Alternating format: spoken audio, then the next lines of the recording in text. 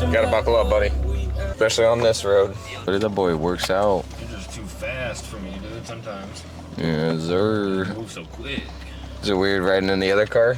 Oh, in this one now. Because I'm used to the Jenny. It's kind of funny. It was weird for me because it's over at the other office, and I was like, I might as well just drive this one. I'm going to drive this one tomorrow, too. Just switch it up. Kind of crazy. Yes, sir. I think we're on driving day 6. Let's go. It's raining outside. It's gloomy. It's interesting. And I'm trying to think of what I do to get out of that state. So when the camera was not rolling, I was talking about whenever you get so much stuff to do, you feel overwhelmed. You can't even do it all, and you almost get like a freeze state. I think that's pretty relatable for people. So now I'm trying to think of what I do to get out of it. Does your chest get a little tight and shortness of breath sometimes, or is that just me? Yeah, my chest doesn't really get tight. It's more of like breath. I usually can take a second to breathe. That's nice. That's a good idea. I can feel it right now, actually, my tightness in my chest. I feel like I can just get like all squirrely, and then my brain starts going a million places. I'm like, okay, I need to do this and do this, and then I'm getting interrupted while I'm thinking about it, so then I'm doing the stuff that I'm like, it's interrupting me. And so then I'm like, oh, I'm gonna do that to distract me from the other stuff I need to do. And then it's like, oh, actually, 5 o'clock I'm gonna be doing this, and then, oh, I have a Zoom call at this time, and I'm like, oh my gosh, when am I gonna get this stuff done? So, this is interesting. It's hard to just do one thing at a time when you got a million things to do. Even though you know that you just gotta do one thing at a time, it's still hard. 100%. Because it's like, so funny. The simple solution is just do it. Start working on the one thing. And buddy, that's the funniest part is like I get in this like Zoom mode, and then like it's kind of fun and it's kind of nice because then I feel like that's kind of where I thrive a little bit. I thrive a little bit in the chaos, and I kind of like it. But then also it's kind of nice just like having a block time. Oh, I didn't realize that was a, sorry, buddy. Handicap. But just like having a block time to work is nice too. Yep, I guess I don't really have a solution for that. I guess I'm just venting to you guys. Sorry. Hey, we're all pretty similar. Yep. We all struggle with that, I feel like. Unless you're a Superman or something. Almost. Going go-karting tonight, buddy. Go-karting. That'll be fun. 5 to 9:30? Oh, was it 5? 5:30? Maybe. I don't know. That's a good Somewhere question. around there. All right, good, because I got a Zoom call at 4. Zoom call at 4 o'clock-y. That boy be zooming. Zoom.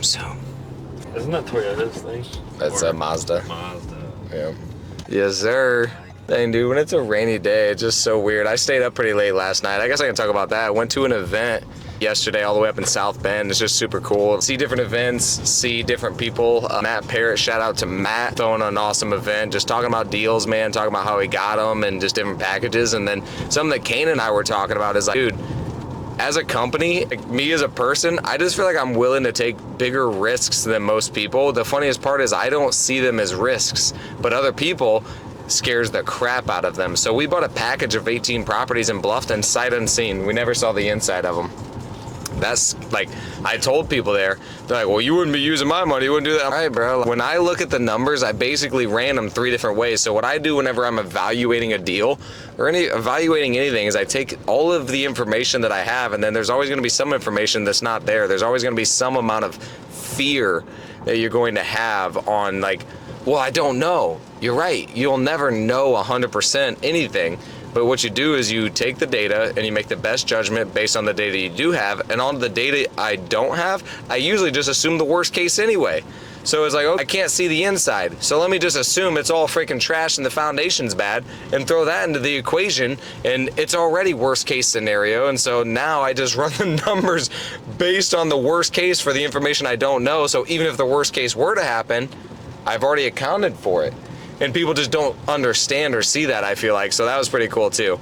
Just like, we're gonna on big risk, quote unquote, on properties that in my opinion are not big risk. We bought the properties for 40% of ARV, 40% of their value. They were already rented, so I took that into consideration. I looked at the rent amounts, I looked at what they're worth, I looked at like if everything's bad, and it's like, dude, this makes sense all 3 ways.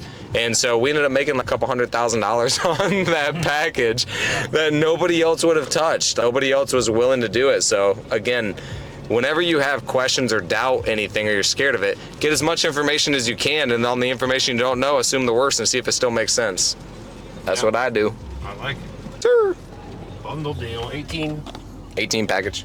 Was that a good one, buddy? That was a good one.